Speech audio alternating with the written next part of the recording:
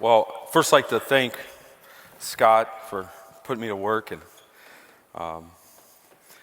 the NSCA to have such a great clinic and organization to give us a platform to share our information. I'm lucky to humbly serve. If you need to get a hold of me, there's my email. Today will be, again, I want to thank Brian and all the people in this field that help us and keep me humble and make sure that we're always trying to get better. Coaches like you.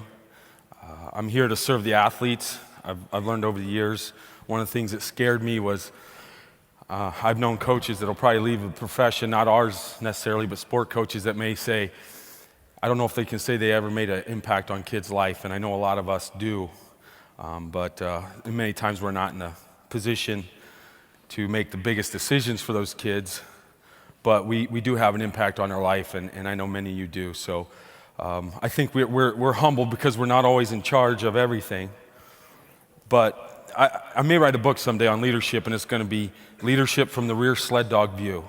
So the rear sled dog gets a lot of stuff, kicked up, and you can see his view, obviously. But thinking through that, I think many of us make a great impact on kids' life, but I want to thank you, my peers, and many of you here that have helped me along my way. If I can't get to your email right away, again, email me again after a couple days.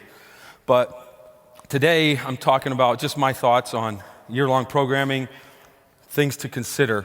I want to talk about specificity because then I won't talk about specificity, but here's some things to consider. Today we're going to talk more about my GPP model to allow you to perform better. And for example, I had an Olympian come into my program, and she was 5'13", so she's 6'1". She didn't want to be called 6 foot, so she said she was 5'13". Vertical jump was 6.9. She went to 22.6. All these numbers you see here. Now, I think the pro agility, if I just coached her up that first day, she could have ran a 4.9 something. So it's not like that's a big deal. She had all the mechanics, the body type, her torso, her leg length. I knew she was going to get huge improvements. Spent 2 summers with me, and those are some of the results that she got. Made the Olympic team, surprisingly, because of her. They thought she might be 4 years from now, but she actually made it then. I have another athlete, for example, soon to be a pro. He's in my program for 4 years. And what transpired was he's in a very high-end program for youth training, and then he hit a limit at year 4. He didn't get much better. He got stronger, but his performance, his speed, everything I could test in variables did not get better. So a few phone calls, and I began to realize that strength wasn't going to make him better. Nothing was going to make him better except his brain's ability to fire his muscle faster. That Olympian has large leg length, short torso. He's on the other end of the spectrum. He's got short legs, a little longer torso, and he's 5'9", she's 6'1". So how can I make him better? And this is some of the questions that we'll address today, because he's hit his limit. I've never had a kid that fast in the 10 and 20 in a pro agility at his height and leg length, looking through my records. So the only drills, so for example, when he's doing a lot of acceleration work, I actually may not be making him better. I actually may be making him worse if that's my main focus. So for example, through some coaching, there's only about 2 drills that are going to work for him next year to make him better when he goes to the pros. And that'll be flying 20s, flying 30s, because at top end speed is be his main focus during the week. He'll still do some acceleration, but it'll be limited. And then it's almost like, I talked to one coach, he got some results, especially with some world champion 60-meter people. Very small hurdles. He'll fly in at a high rate of speed. The hurdles will be placed close together, and he'll pick up his feet, and it'll increase his output in his neural firing rate so that it teaches him to fire faster, his muscles. That's the only thing that's going to make him better, in theory. So, and I mean, I took him through my program where everything was focused on speed, The last 2 years, the third year he got results, the fourth year he didn't. And this is how specific, but also on him, his work, and it wasn't a fruitless year, his work capacity went up through the roof. Resting heart rate was at 43, 44, okay? But his ability to work and at the high-end stuff that he needs to get a little bit better is very specific. For example, Hank Krajinoff told a story about his 100-meter, one of his 100-meter athletes in the 60. Well, when she ran the world championships in the 60s, actually in 92, all 5 of his girls placed 1 through 5 in the 60-meter. That's a coach I want to talk to. He beat the East Germans, the Russians, everybody. He had 5 females on his team, and all 5 placed 1 through 5. Okay? But then, I think it was Nellie was her name. She couldn't win the 100. Always got gold or silver. She slowed down at the end. So everybody thinks, Hank, if you talk to him, he's somewhat of a genius. He's talking to people, well, let's increase her speed endurance at the end. He measured her 100, split to 50, found out the time at the first half, second half, and what transpired was when he started running 110s, 120s, maybe 130s, or 150s, she got better in the second 50 by 2/10, but put 3/10 on her first 50. That's how specific, when you get to the end, that sports training becomes. Realization. Fast twitch muscle fibers. What works for fast twitch fiber kids doesn't work for slow twitch fiber kids, especially at the end. The general stuff, yes, okay? It's very important that that's considered, I think. So if you have a kid that walks in that's 33-inch vertical, he's pretty wired, he might have to train differently at the end, okay? So that's just some specificity things. So what I'll do is cover what I do to get to specificity. Now, the reasons for training, I've always questioned, what makes teams successful? What are the key qualities? Nowadays, I think the research shown that most sports are, especially with skills such as hockey, baseball, basketball, it's skill and repeated sprintability. Those are the teams that win. The team that can reapply the effort at the highest levels again and again. And that's, to me, is what I see also. I've always believed that. So if you're faster in the third period, second half, and you're in the game, odds are you're going to win. And you can repeat those efforts. Now, repeated sprintability, if you want to look up, my co-author, Ben Peterson, I helped him direct his PhD. He's got an entire PhD done on repeated sprintability. 300 and some references. That's what this talk's built upon, but it's mostly the application and not the science today. With repeated sprintability, to me, it's just repeated max effort. That's all it is. It's the same thing. So whether I'm doing 20 singles on the squat and the ability to keep that bar moving fast, that's the key to everything, to me. Because then, if I can repeat max efforts, whether they're sprints or lifting, and I can train more, then I will get greater results. And when you get to the highest level, you have to increase the volume to get results. Okay, volume is king, but wise volume is the key, okay? Now, the question became, what are all the systems involved in repeated sprintability? This is what one of my co-author looked up. I'll look at it from a global perspective and a local perspective.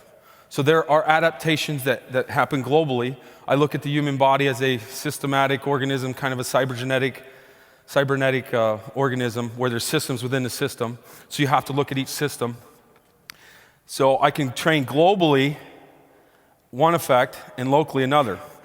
I work all 3 energy systems involved, and I truly believe aerobic, and as we know, is the most important, because if you hold your breath for 5 minutes, see what happens, okay? My wife calls this cooked. I do use a number of technologies. Omega Wave's one of them.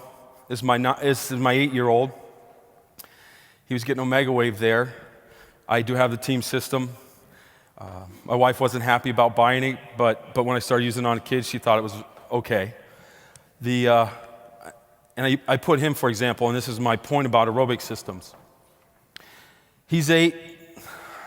He went and trained with a a group of kids in the morning, during the day, skated his mom's hockey camp, first session, and then begged her to skate the second session with the older kids.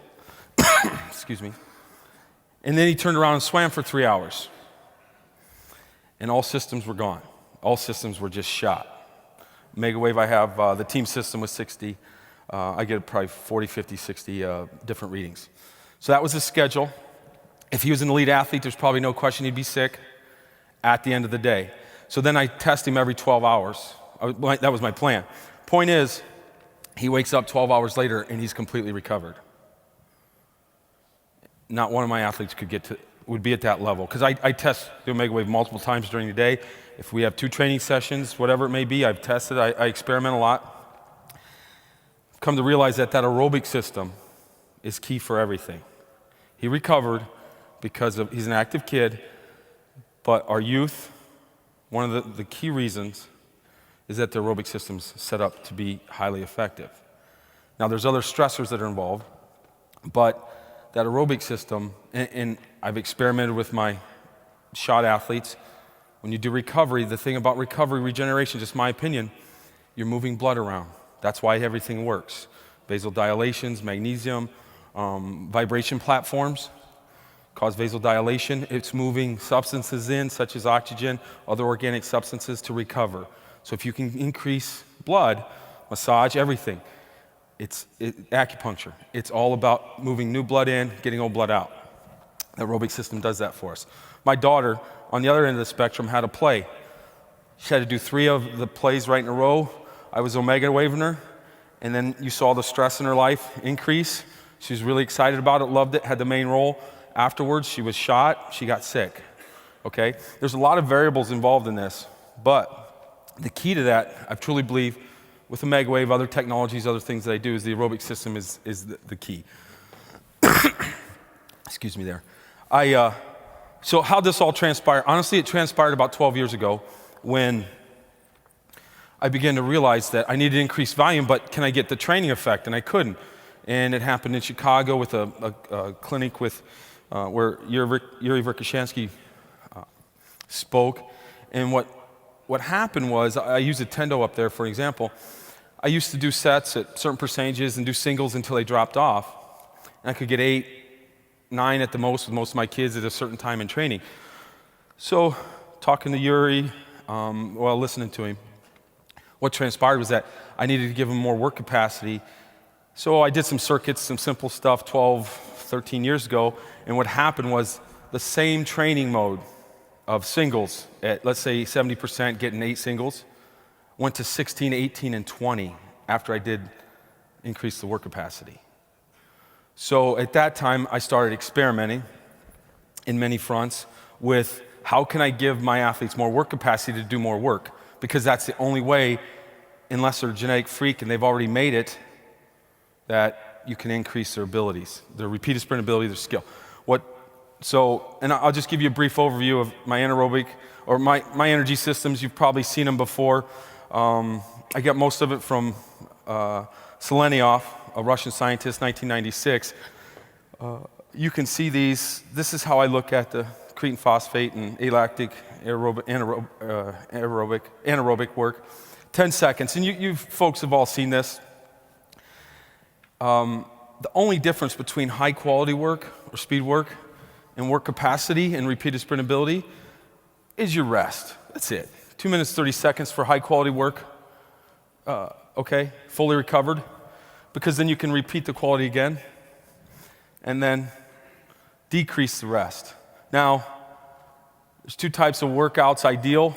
I'll work high quality stuff, 6 to 8 reps. That's your limit. You start to slow down. And then the conditioning focus of 45 seconds to 1:30. Those, I try to split those up all the time. You can combine them.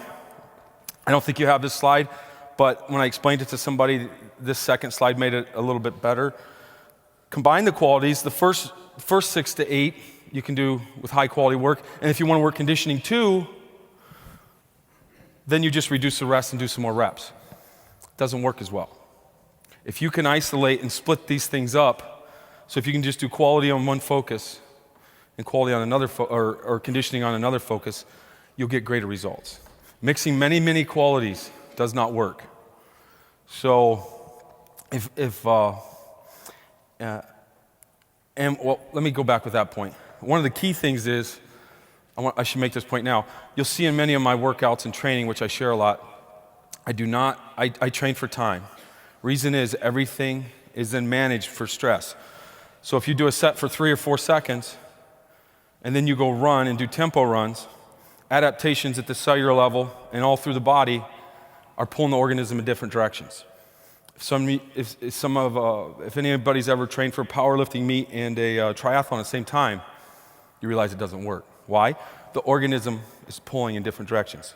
So then the other end of that question was, how can I make the organism adapt to high amounts of stress very specifically? You train for time. So when you come in on Wednesday at my place, let's say we're doing 5-second day, your agility drill's 5 seconds, your sets are 5 seconds, your conditioning's 5 seconds with reduced rest. If you're gonna do that much, if you're gonna do everything like that. So then, I have athletes that'll walk in and on auto-regulation stuff, we'll do 70-some bouts of 5-second max effort burst. So then the repeated sprintability is increased during the course of the year. And that's an off-season training model, okay? Again, I do not want to pull the organism. At the cellular level, you do heavy squats, and let's say tempo runs, you're pulling the organism. You're not going to get optimal results. You'll get results. It's not optimal. It's not the greatest amount of adaptation. All the systems aren't adapting to the same thing. Systems are adapting all over the place. Now, that's not for general training. That's to me, that's specific. The other systems, obviously lactate, and I'm not going to spend too much time on this, 10 seconds to 120 seconds. You can see almost the same rest modes. You can adjust that accordingly, but those are just guidelines, all right? Coaches here, elite track athletes will spend up to 8 minutes recovering for that particular energy system. The reps are a little bit reduced. Anyway, the next one obviously is aerobic, and I'm not going to spend too much time on this, but you can see a majority of the adaptive responses now, obviously between aerobic threshold and lactate threshold, is your key aerobic training system. You can do anything, and I'll give you an example a little bit later, but what transpires is, if you're doing a heavy intense workout that day, on a Friday at the end of the week, and you realize your kids are tired, shot, because there was 10-cent wing night in pitchers the night before, and you don't want to beat them up because something's transpiring down the road, maybe testing in the next week or so, you can just take the same workout, let's say it was at 85% load, a little bit more higher volume, you can just reduce the load, keep the heart rate in your aerobic training zone, and now you can still stay strong and get a recovery effect, but yet get different training models of recovery and or staying strong and getting the work that you wanted to get done, just reduce the intensity and keep the heart rate in the aerobic training zone. It's obviously the most important one, as I said, too many various components to list. Long duration protocol. So those are my 3. So then the purpose behind my GPP was I need to get all these systems to adapt to support repeated sprintability or repeated max effort. Because if I have a thrower who drops off after 10 reps, 10 singles, or I have one that can drop off after 20 with the same speed, who's going to get stronger? The one that can do 20. If I have an athlete that can repeat sprints, many more at high qualities. It's not about low quality, it's about high quality. And that's basically what it was. The adaptations at the biochemical level, it appeared that optimally they come aerobic would be your first block, 2 to 3 weeks, 3 weeks, then you start to get basically the return that's not as effective for repeated sprintability sports. If it's a distance sport, it's completely different. You can play with, I've seen a study where the aerobic sports, they did a study where they cut carbs, had an aerobic athletes train, and then they carb loaded and had aerobic athletes train. One group got greater cellular adaptations that didn't eat carbs in the first 2 to 3 weeks. The other group got greater performance. So people say, well, what's better? Which one's better? Well, probably, all my assistants said performance. I truly believe the answer is you combine them. First 2 to 3 weeks, you could cut your carbs, get greater cellular adaptations, reduce carbs, and then you get greater training results. The study didn't talk about that, but that's just an example of how you try to manipulate things. So in my program, for example, if you know what triphasic is, I won't get into it too much at all today, but I try to tell my athletes to eat the right foods to recover from the very specific stress. So that's why I also train with time. If I'm doing a heavy eccentrics with limited time, let's say 8-10 seconds, during that week, I tell my athletes to eat more fried chicken and Jell-O because that will help you adapt to those eccentrics because of the certain contents in the food. So now I do 2 weeks with the repeated sprintability sports. Distance sports, you could do the non-carb thing and go longer, but that's not what we're here. Many of you just do the repeated sprintability sports. The lactate is the next block, and glycolysis. The catch is, many people say, oh, lactate's bad. Look, I do a lot of blood work on my NHLers. By the end of the year, cortisols are extremely high. They have an over-response. And the goal is, there's so many adaptations to the glycolytic phase, lactate, that is very important to address. It's this global. So when they play 80 games and they start to fatigue, they get belly fat on them, okay? They're skinny fat. I call it skinny fat. Their cheeks are sucked in, but they get more belly fat because I obviously do body fat compositions on them. And what transpired, so I'm like, well, I have to learn to control this, okay? But I don't want to readdress it in my GPP block to do global lactate training, so I just did local. And I'll get into that, how I did it. So the system is obviously working aerobically, but on very specific muscles at certain times, you're doing a local adaptation. And these are all the 3 main training theories, and the alactic, 2 to 3 weeks. So you can go as long as, and I'll show you don't have to do my GPP for 9 weeks. I've had athletes do it for 9. I've had athletes do it for 4. And it just, explain how you would intermingle it with your current training program.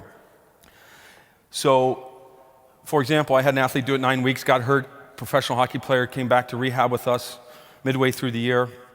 He did this, checked him on bench, didn't bench, but put 20 pounds on his bench, and he never benched during this time. He did movements close to bench and an isometric bench, but he never benched. And I knew the system was good because he got strong, but that's not the goal. The goal is to give his body the ability at the cellular level through all systems to work harder later when we get into benching, and then his benches increase 40 pounds after that, okay? So this is the method and the systematic approach that would take place. So again, all systems supported aerobically. The conundrum becomes, we deal with repeated sprintability or powerlifting. To me, you need repeated max effort in powerlifting to get stronger. So I have shot putters. I want to increase their aerobic capacity. My physiologist on campus would say, oh, go run them 5 miles. Well, they've never trained anybody, obviously, okay? So how do I get that done? There's a number of ways, and I'll talk about that here. One of the bigger ones that I truly like in the beginning, and I'll do this for around 2 weeks, I have kids come in the next day after a season and want to do something. I'll start them with this. And to be honest with you, the contralateral effect that I do, I don't know if people have seen some of my, oh, there it is. I basically will, contralateral, the way my circuits are set up, I'll do this. I'll talk about the benefits. I truly believe of contralateral. Level 1, 2, and 3. You can download this. I'll actually put this on my website, hyperlinked, so that you can get all this information. My website is xlathlete.com. There's different levels. I build my athletes up. Truly benefit, and you can see it. It has a number of exercise, but you can click on the blue and get a video too. But I'll show you a quick picture and then a video. what transpires is you basically do a left leg, right arm. Okay, and there's tons of, you can download this, put the numbers up top. So you do reverse lunge left leg, right band row, and then you switch the opposite arms. And I'll get into why I do that in a second. But there's about 30 exercises, 40 of different contralateral. And I don't even know if I need to show the video, but I mean, I think we're all up to speed here on a number of making these particular exercises. So I'll just give you a quick snapshot of each of the exercises. There's one example, and I have all this laid out for you. There's another. Obviously, you're doing them at a high speed. You can come up with, look, I made something, you can come up with much better. Honestly, in triphasic training, I've been fortunate. People have sent me thousands of programs, and I just steal stuff from them as they've made my program better, I'll be honest with you. So I've been fortunate to be able to share stuff. Those are just examples. The contralateral, but one of the biggest effects is peripheral heart rate training. I don't know if you've ever heard of it, but you're using 30 seconds of left leg work, right arm, and then the heart in the vascular system has to switch to the other leg. And it's a constant switching of limbs doing work to switch to the other. So the body has to adapt in the vascular system, the heart, lungs. It's very taxing on the heart. It's less taxing on the body. So you're not beating the body up with extreme amounts of training, but the heart is being worked, okay? And the heart's made to work. Truly believe you can use it for recovery. And what transpires is that I have a number of my athletes right now. I do mobile devices with the Omega Wave, and I follow them through the season. And I got a number of pros whose heart rates, especially beginning of the year, were between, and the repeated sprintability athletes, they're not triathlons, the resting heart rate was 39 to 43, most of them. And I truly believe that this is part of the reason. And I mentioned it later that many of these guys also had the highest win gates on their NHL teams. So when you can get one of the strongest athletes, and then with the resting heart rate at a lower level, and everything else is fine, guess what? You have a pretty good setup to be successful. Now, with building aerobic capacity in the shot putter, I'll use the contralateral on my shot putters, okay? And there's more benefits to contralateral, which I'll get into. I use a modified EDT, I think it was Charles Staley, if I'm correct, that keep aerobic work. So a lot of throwers may not want to do the contralateral, or if you're a football person, what'll transpire is we have to get in some different training. So here's how I stay strong and do aerobic work. It's pretty simple. We all know what a bench press is. I'll go between 50 and 60% load. I'll do 1 rep. Then we'll run over to the back squat. Set it up right beside. Do 1 rep. I go back and forth at 50 to 60% load for 5 minutes. It's an aerobic training effect. Never get above lactate threshold, but they're still getting strong. This is a way to build an aerobic base in an athlete, let's say a lineman or a football player, that doesn't necessarily always want to do the contralateral. I've done contralateral 5 days a week. I've done it twice a week. I've thrown this in. So then you take a little bit of recovery, let's say 5 minutes. I'll do an active recovery protocol. And this is where you can get specific. You can just, whether you do FMS or whatever program you do, you can do prehab in between, and I'll do 25 seconds on of an exercise I give them, 5 seconds off, and we'll do 4 minutes of a specific prehab with the individual that he has his sheet, and that's what he's doing. So in a football weight room, let's say you got 2 kids going back and forth. And now I use those percentages. Don't change those too much. You can play with them. But that's the percentage. If I went higher, their heart rate went up above lactate threshold. Okay? That's why I chose 50 to 60%, and I'll stay within that range. And then I do a lat pull down, dumbbell RDLs. You can modify the lifts. I would just use large dynamic lifts. The lifts you can adjust on your own or make it according to your weight room. Do a close grip bench and chin up. But again, after 5 minutes, you can see how a lineman or a football player or a running back, whatever it may be, can get aerobic base and stay strong. What transpires then, and you can make the lifts up as much as you want, and then you can actually, this sheet will be able to download, you can put the maxes in and play with it yourself, and then make it work for your setting. But again, to me, that's better than running for a thrower or a lineman. That's better than running 5 miles like my physiologist would say, okay? I'm not ripping on physiologists. Most likely, if you're here and you're a physiologist, you know what's going on. So then, I will do this on off days a lot with my repeated sprintability athletes. I do like 5-minute iso holds. Excuse me. I think Jay Schrader was the first one to bring it to light. And these are all just different positions. You can click it. I'm not so sure about them because on force plate balancing, I've held positions and it's made the balance worse. It's made their balance shift to the left too much or the right, depending on the athlete. I'm not so sure. I'll talk about a little bit when I get into contralateral stuff why I do it, but ultimately, I'm not set on exactly how to do them. Sometimes if you go too deep, there's certain proprioceptors that are working at the deepest levels of the position.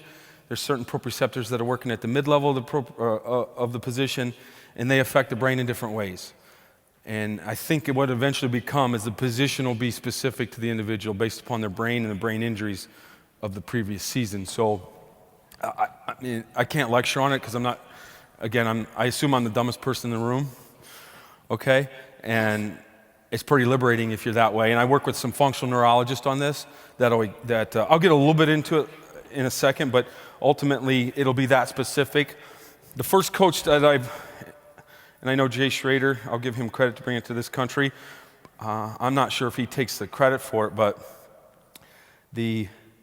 that's the high jump coach in Russia that started him in 1960s, okay?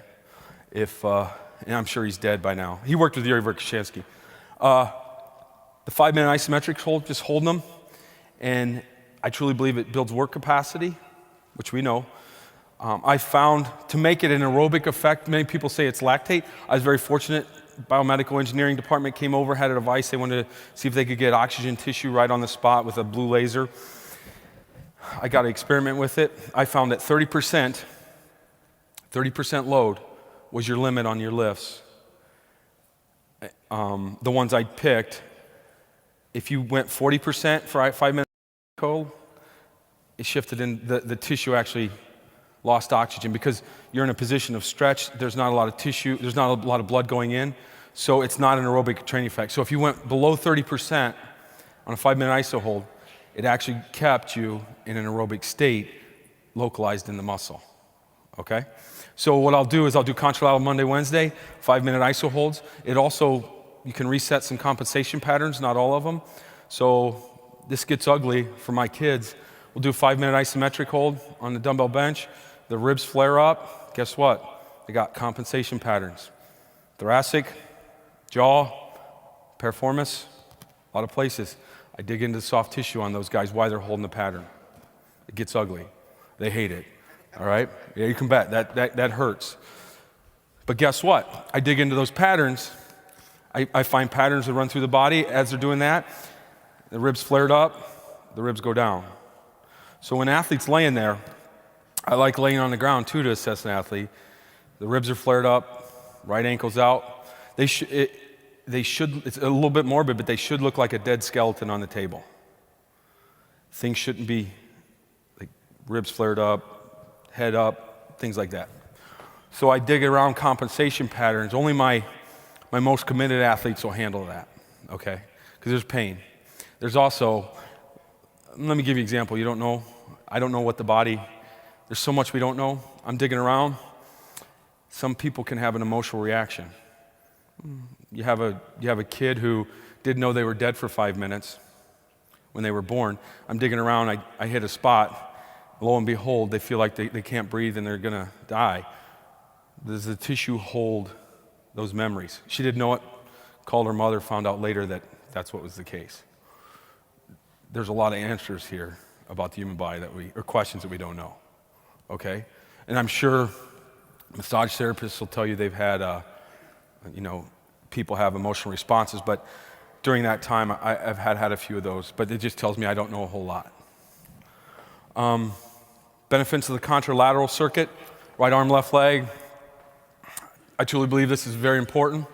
Lateral sling, you probably need to look at it.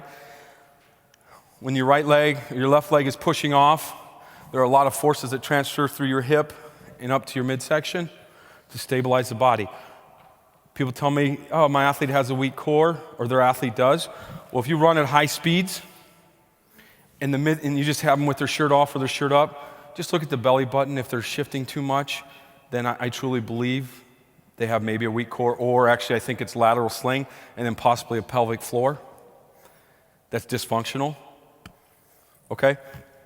I truly believe running is the best assessment of everything. When you're running right straight ahead and you have your leg weighs 50 pounds and you're going forward at 18, 16, 17 meters per second, whatever it may be, and your leg slams back and you can't stabilize your core, you probably need some more core work.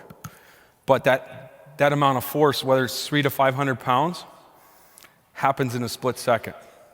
I truly believe the best, most functional core work is high-speed running. We run every day. I know some people with track models will say you can't do it, but I don't have elite athletes that are the world's best on drugs that the nervous system gets fried from running at high speeds. So I run my athletes every day. I ran my 9-year-old 21 days in a row, and he was fine, okay? His nervous system doesn't get fried, okay? And he's not on drugs. He's high on life. That's about it. The lateral sling is very important for lateral movement. Change of direction, which is pretty important in most sports. So when I'll do a lot of work on athletes and I find if their lateral sling's weak, one of the only groups that I didn't find was ever weak was strongmen. Now they do 1,000-pound yoke walks. So is it reasonable for your athlete to do those? Probably not. I like one-arm farmer's carries to strengthen the core. Seems more functional. That's not necessarily sport specific. Neither is this. And this is an isometric movement. I'll take a large number of, there it is. I don't even have to play it because it's an isometric. So we'll just go there. I get 100 pounds of band tension, puts his right foot back and his left shoulder, and we hook it on and we hold that for 30 seconds. So to me, that movement there is a very position specific. You can get very strong with your core using a contralateral sling, okay? That's all it is, and then hold it for 30 seconds. And you can get as much band tension. Big guys can hold maybe 300 pounds, okay? But that will get rid of, at high-speed running, if you have undulation in the midsection, this is one of the exercises that I really, truly feel is very effective. Now, is this sport-specific? No. The only thing is sport-specific is running at high velocity and having 300 or 400 pounds of force slamming backwards and your core stabilize it. So then you have to question, is there any exercise I do in the weight room that mimics that? 400 pounds of force coming back in a split second? I don't know. You can answer that. I don't think I have to answer that one.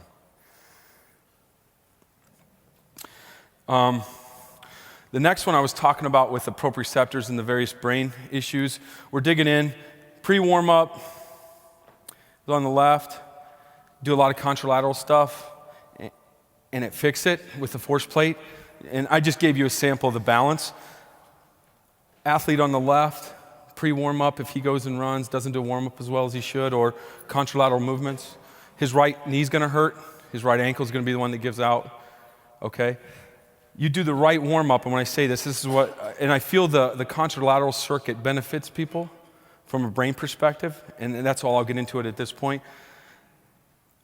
I found that left side, pre-warm-up, athlete shouldn't go as deep on the lunge because you're affecting different proprioceptors, and it'll cause that pre-warm-up one to get worse.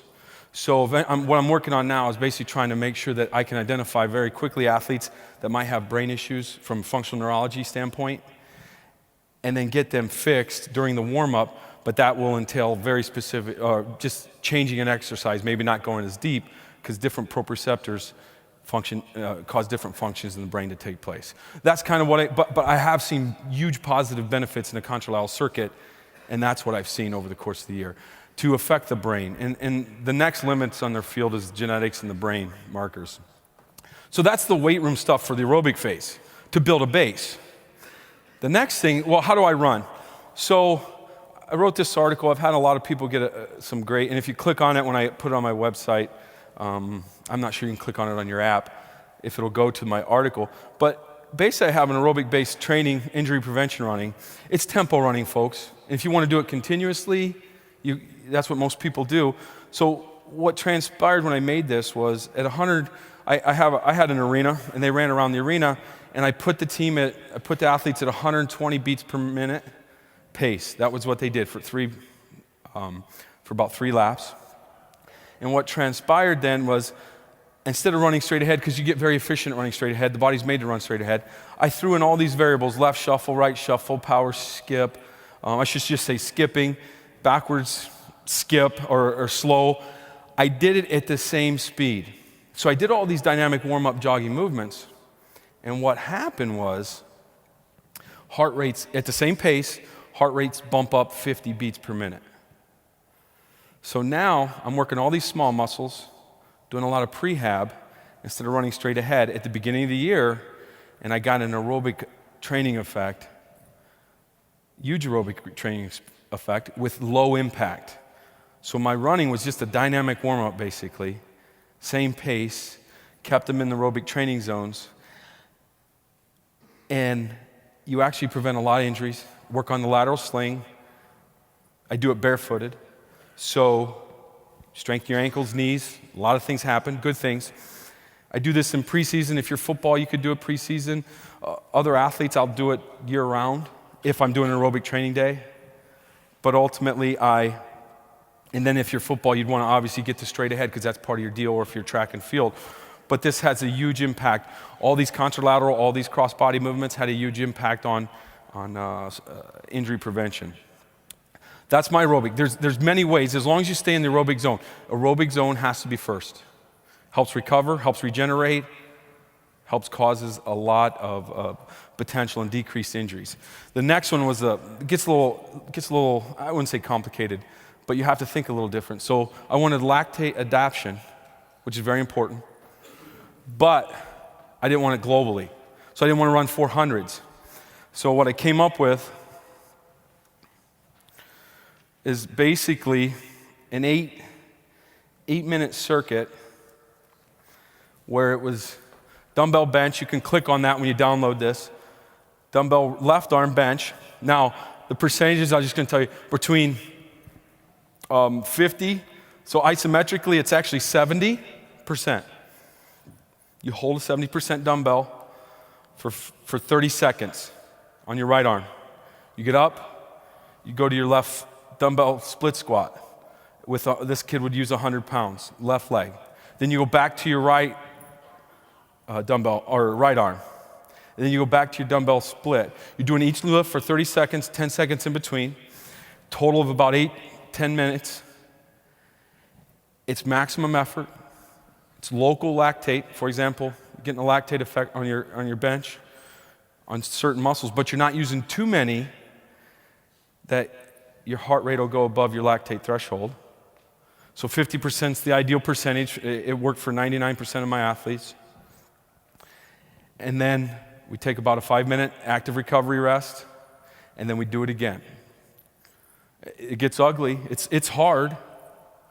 But at the end, you might see a little spike in the lactate threshold, but it's kind of a false spike because of everything that's getting flushed out. But your heart rate during that 8 minutes is still aerobically going global adaptations, but very specific. And then, that's an isometric one. And then when through a number of experiments and torture of my athletes, I found that the equivalent of a 50% or 70% load on isometric circuit, I did an oscillatory one, just up and down. You had to drop it to 50 to get the same training response. So an isometric bench at 70% is the same stressor at 50%. And I already figured that out for you, so you don't have to go through that. So it's a dumbbell bench, 30 seconds. This is somewhat what I do 3 days a week during that 2 weeks of the first block's aerobic. This is the second block. and the adaptations for strength are extremely high, but there's no negative effects, because when I did it for 3 weeks, I didn't see a cortisol response from my athletes at that time. Now, cortisol is good and bad, okay? Too much is bad, the right amount is perfect. I don't want to think that I'm demonizing it. And then you can play with that yourself. So put in your maxes and give it a whirl. Again, folks, this is a local adaptation for repeated sprintability. These 2 blocks here. So you could send your athletes home with the contralateral circuit. I have it set up so you can do it just in a rack on your own if you want it, and you can modify as needed. It was EDT high reps, and it's essentially doing dumbbell bench press for 10 reps, supine rows, as many as possible in 5 minutes or whatever you choose to do that day. You can shift it around. I would, again, just locally keep the reps high so you get more of a lactate response locally. But then if you build your aerobic base first and then you shift into this, you can get the lactate that's local and keep a global aerobic effect. And then this one's brutal. I'll just be honest with you. This 10-second isometric is the same as the 30-second one that I showed you, but the load went to 90% isometric. Okay, and then the oscillatories are at 70. And you do 10 seconds, and you rotate it around the body. You rest 4 to 8 minutes in between. Obviously, it doesn't take as much. It's about a 4-minute aerobic set globally. It's very intense in regards to locally. So you're causing the alactic work of the muscle to adapt locally at a very high intensity. I have one other one that's brutal. Now, you might be thinking this one's tough to implement, and it can be, but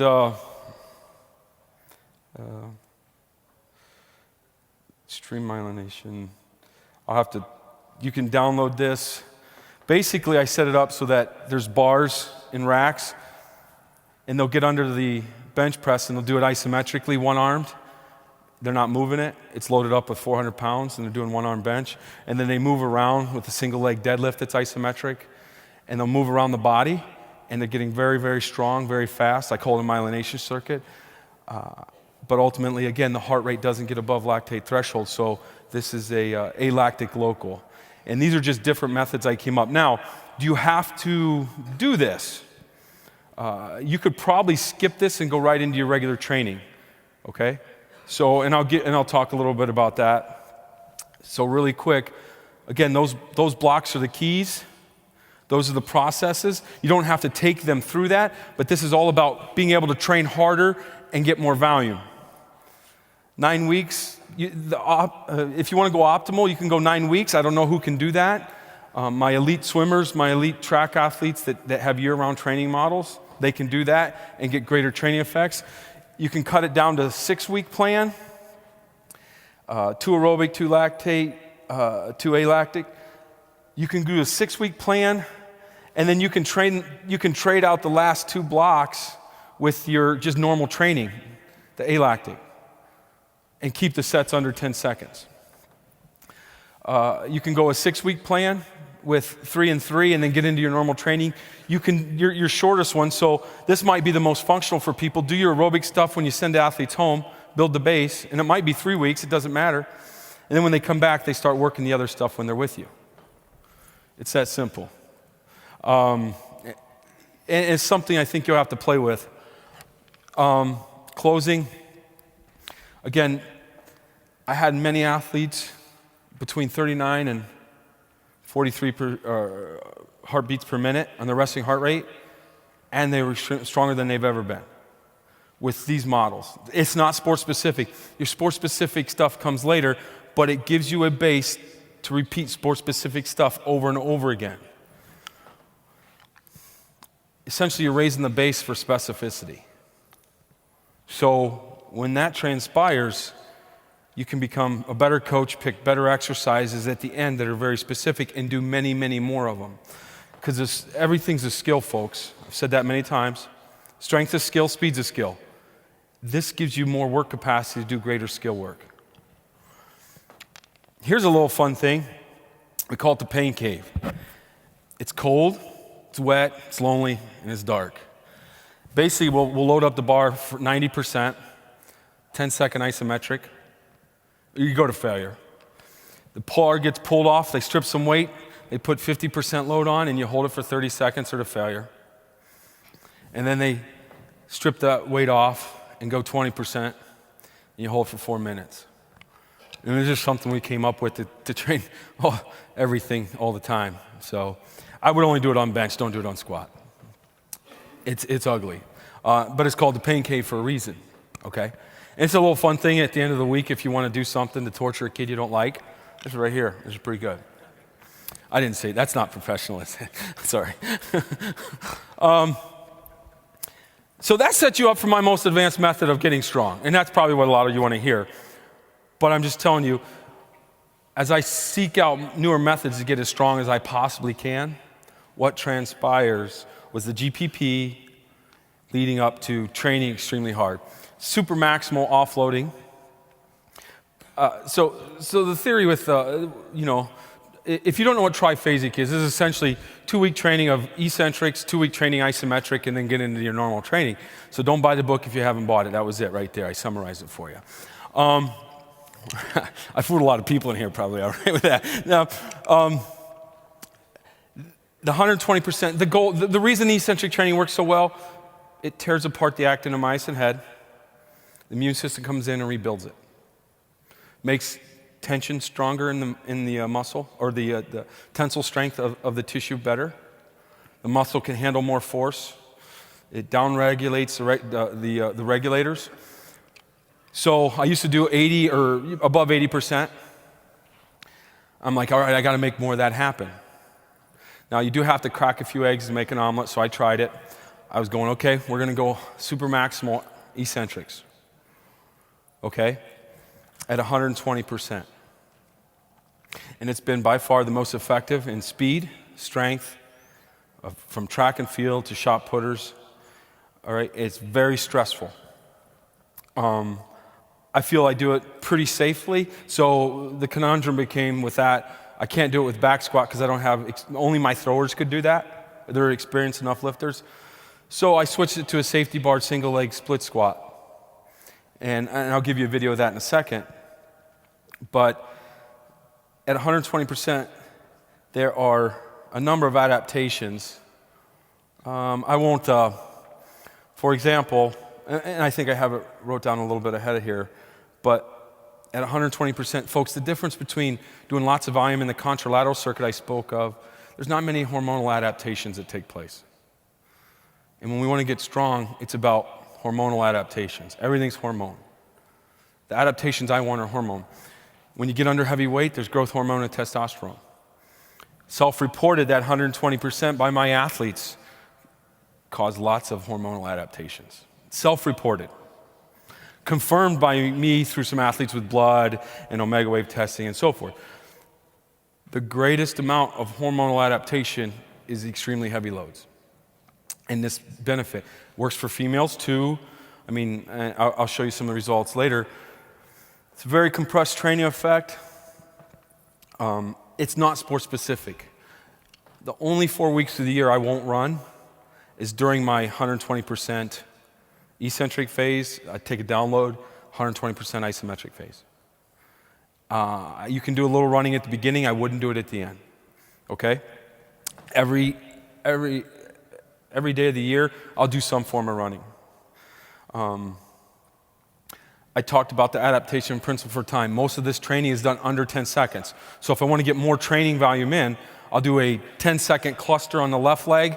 The other athlete gets in, does a 10-second left leg. The first athlete goes back in, does his right leg. The second athlete goes in, does his right leg. The first athlete will come back in and go back to left leg. Do 1 rep for 10 seconds down. If it's eccentric, isometric, it's at the bottom for 10 seconds. And ultimately, we're sitting here going, again, that's because of all the adaptations that take place very specifically. But you can see some of the things, I mean, it's on your list. You don't have to, I won't go through these, but you can see all the adaptations that take place super maximally. These are all high, good quality adaptations. The loading model, if you're going to do a 3-day plan, 120% to 110, then I'll go 90%, then I'll do 110, 105. Now, folks, when you go down, you need help up, okay? It's got to be that heavy. Let me give you the example of the exercise. This is the one, you could probably use a pitch shark, I'll be honest with you. Hopefully the video comes up or I could demonstrate, but I hate demonstrating. I've split my pants before, and it's just not good. So you can see, this is one of my coaches. He's just going down. Now that's an eccentric one. It's not super maximal. What I would do when you're at super maximal is raise those so that's about 4 or 5 inches, so if they lose it. But I have spotters on both sides of the bars. I have a spotter in back, and we're going down at 120%. Folks, very stressful. And guess what? You adapt to stress when there's high loads. Use a spotter on both sides if they miss. Example, I have a 136-pound female doing 305 single leg like that, okay? And then she eventually transitioned into doing it concentrically. And you have athletes like this. I have a 190-pound hockey player. After his eccentric and isometric, he did 585 single leg. He did 500 for eccentrics. He did 500 in 10 seconds. He did something like 6 reps in 10 seconds with single leg. That's what he transpired to. Is that sport specific? No. I've talked about one of the biggest things. I do a lot of my training under 10 seconds now because of the cortisol issue. We should never lose sight of building new tissue. And when you go above 10 seconds, I find my cortisols shoot through the roof, obviously for obvious reasons, because of we're using more glycogen, and then you start to run low. The body needs to mobilize its reserves, so then it releases cortisol. So I found that you can keep your cortisol levels down if you keep your training under 10 seconds most of the time. It's not that they won't stay down, it's just a less response. So when the cortisol is released, it likes to attack the new tissue versus the old. So when you're trying to build tissue, if you do too many sets at a high volume, then what transpires is the cortisol attacks that tissue. So it's kind of putting 2 bricks on and taking 1 off. Now I know cortisol has been associated, let's say, with hypertrophy, but I truly just believe that if you're doing a bunch of chest work and you're a bodybuilder, what happens is your body releases the cortisol, breaks it down systemically, tissue, to put it into your chest, if that's what you're working, okay? So it's not like it's a completely bad thing. You need it in the morning when it's released for energy, so you can go hunt for food. Huge remodeling tissue. The old triphasic was essentially the first 2 blocks was 20 and 25 seconds. A lot of hypertrophy there, but I also got tons of hypertrophy with under 10 seconds. I flat loaded my athletes under 10 seconds a week. I still got kids reportedly between 12 and 16 pounds of gained weight. I can't confirm it's muscle, but obviously not that much. It was all muscle, but ultimately you have to realize that you use this as a huge tool for building new tissue. My loading model, it's pretty much laid out. Loading day 1 is 120. I kind of showed you the weekly plan, but you go 2 weeks on, and then you'll download, and then you do 2 weeks of isometric, and you download, and then after that, in my program, like for example, my hockey players this summer, 12 of them went to speed. They'd have been identified as needing more speed, and 12 of them stayed at strength. It just so happens it was about 50-50. Here's my loading model. If I need strength still, then I go into a classic triphasic or my concentric model where it's above 80. Actually, I think that should be 80. No, this should be 80 right here. And then if they need speed, then I shift into between 80 and 55. Okay? So 4 weeks a year, my pros and my advanced college kids only train above 80 4 weeks a year. And they're strong enough the rest of the year. Folks, you don't lose strength like people think you do. You just lose the skill of the lift. That's why you have to do snatch every day if you want to get strong at snatch, because it's a skill. You just lose the skill of the lift. You don't lose the leg strength, okay? Especially in athletes that are always moving and training some form or another. So again, I'll repeat that. 4 weeks a year is always go above 80. And my athletes, my pros will come back and in 2 weeks they're back to where they were the previous summer, okay? Here's the off-season loading parameter.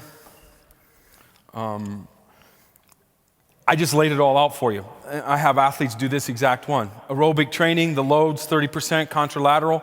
My lactate block, CP if you want, on weeks 5 and 6 up here. Then I'll download. Week 8 is the 120% eccentrics. Week with a download. The old triphasic model, I shouldn't say old, the one that I put in my book, I would say it goes straight 6 weeks. And as I said, it's confirmed with all my testing tools at week 4.5, you start to decline. And then you need a break at the end of the 6 weeks for about 10 days, and you get optimal results then. With 120, you can't go straight through. You have to take a download. But you can manipulate it, as everybody knows, you can manipulate it as needed. And then weeks 14 and 15 are below 80 for the speed guys, above 80 for the guys that need to get strong. And then my ASFM method, the high speed, high velocity training that we do, it's mainly plyometrics with weights and plyometrics and high speed running. At the end of summer for peaking, it's a peaking model I use for track and many of my athletes. That's the summer off-season plan. You can get rid of the ISO block weeks 4 and 5 and slide the 8 and 9 that way. And then ultimately, you can kind of manipulate the rest of your year. If you have 30 weeks, if you're an off-season based football program, you can readdress certain qualities. But I do like to peak, if you have a whole off-season, I like to peak the athletes twice. In season, I'll peak my athletes with this light load twice.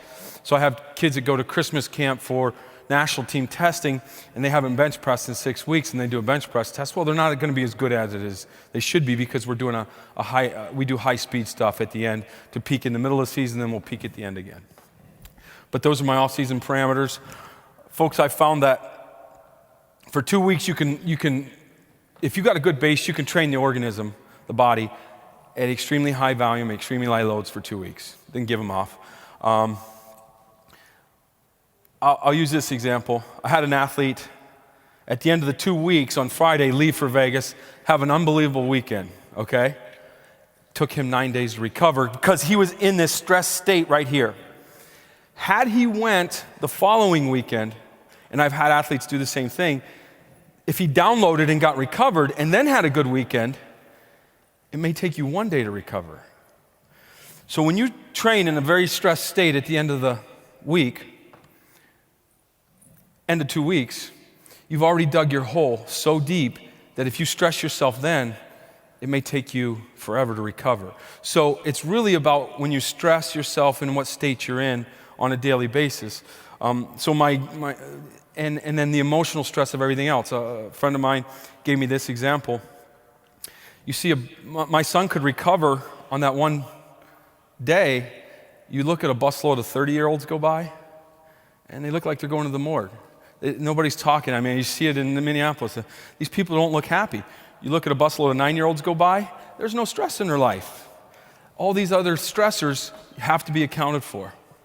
For example, the kids on the bus, they found that wound healing during stress week, exam week, becomes less because of stress.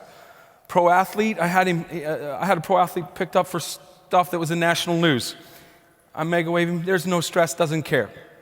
Gets in a phone call with his wife the night before, ex-wife. The next morning, he's so stressed that he was off the charts. It's your interpretation of the stress.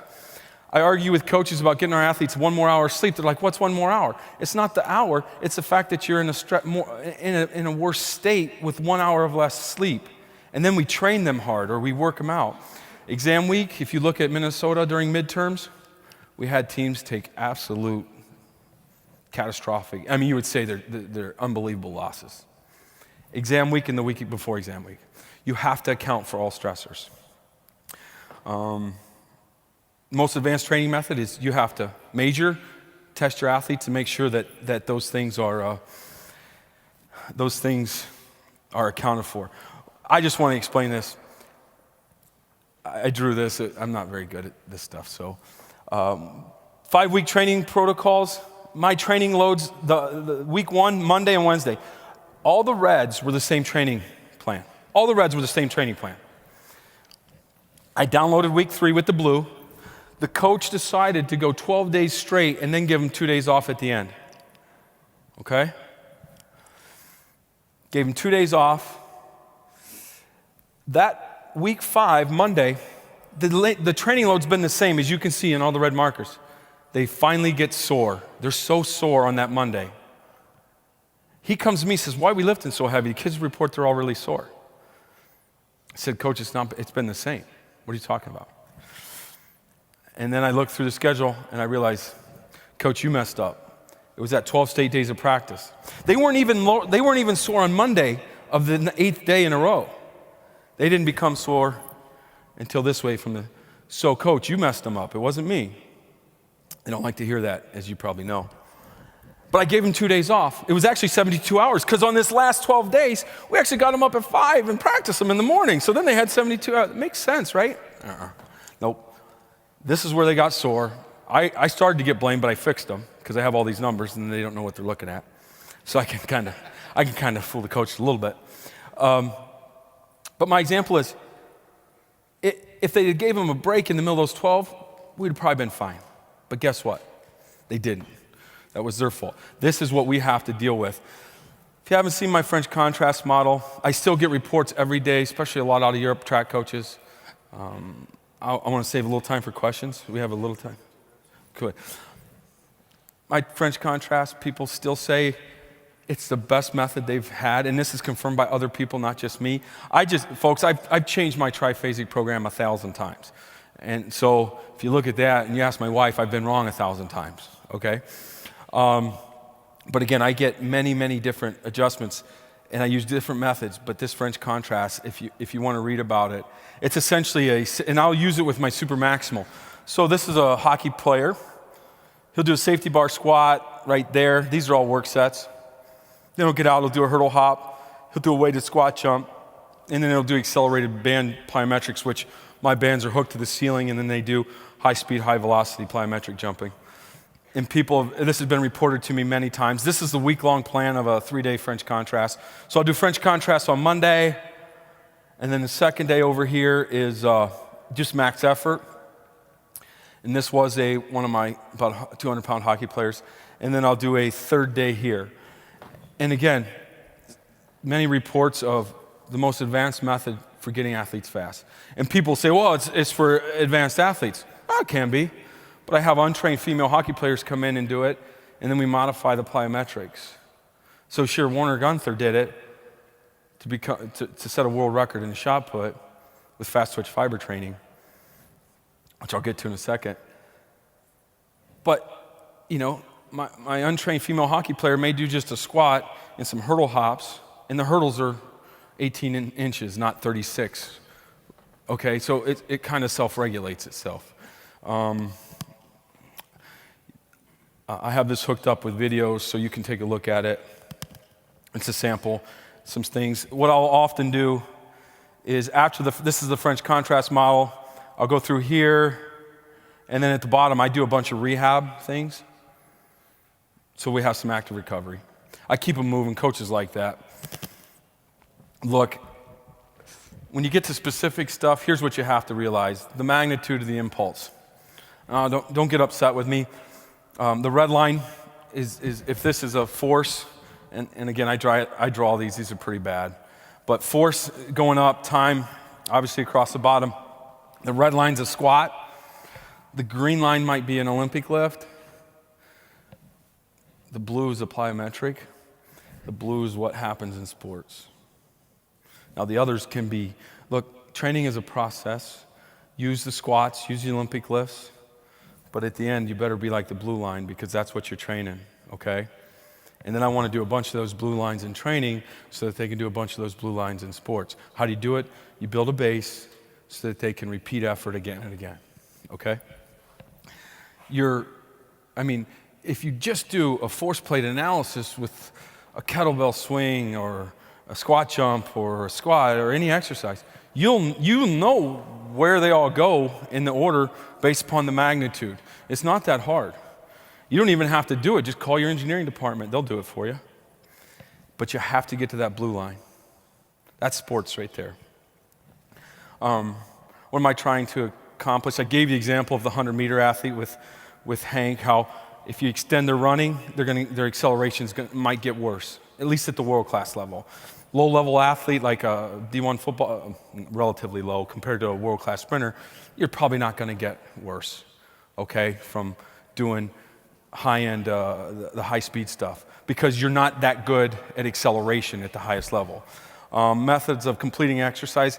You know what? All these coaching points sometimes, you try to push mechanics that don't work. I believe in a lot of kinematic sequencing, the right function of the muscles to work correctly. So I know powerlifters might get mad at me, but if my athletes move their butt a little bit, and I check with the tendo, 100% of the time, if my athletes move their butt just before they push the bench, not extending too much would be dangerous, the bar goes faster 100% of the time. So if I push somebody, I fire my glutes first, and then I push them. Because if I didn't, then I'd get pushed back, right? So on the bench press, shouldn't we be teaching the same sequence? It's a full body exercise, as Matt said. But I truly believe you need to fire the muscles correctly to get the right function. And my sole goal is mostly speed and velocity, okay? I've talked core training and running. Most of the movements that you do, the biggest part, now you can start with walking, you might fire your calf first for stabilization, but then I truly believe everything goes through the glutes. So when you squat,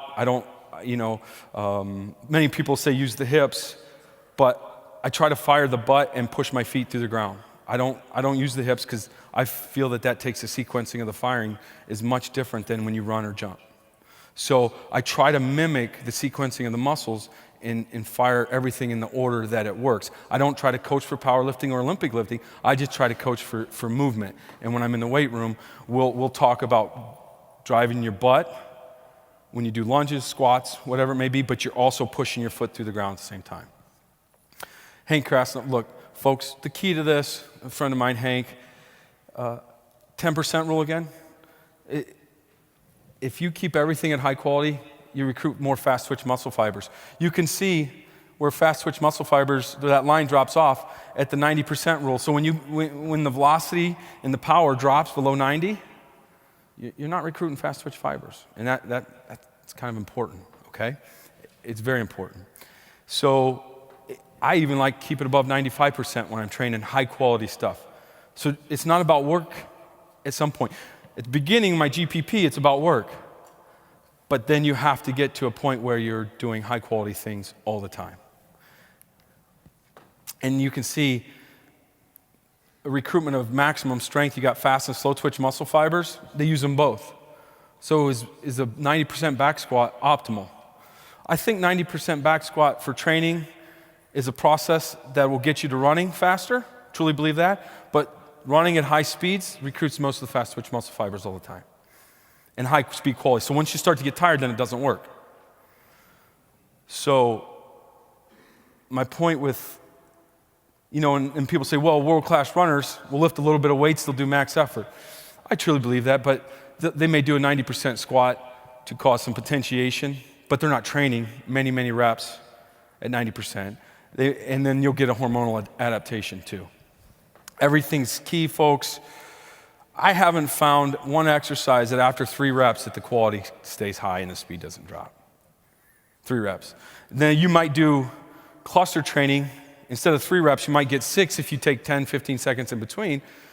But again, one of the last methods I have here, as I talked about my French contrast, is the potentiation clusters.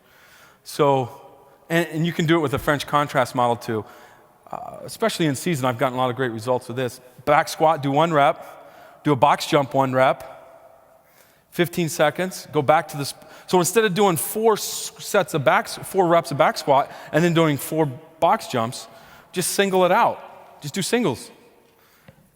And here's the secret, folks. This is why this works. It's just high quality. That's it. That's it. High quality.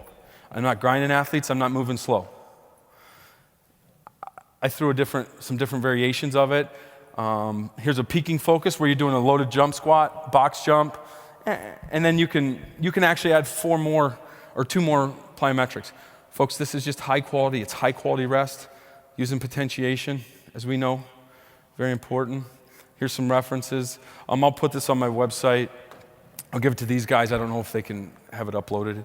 Where all these, I have an article on potentiation clusters where you can just click on the potentiation and an article will come up exactly detailing things about it. In closing, I want to thank you. We have 5 minutes for questions. I hope I didn't confuse you. I know I do a good job of that often.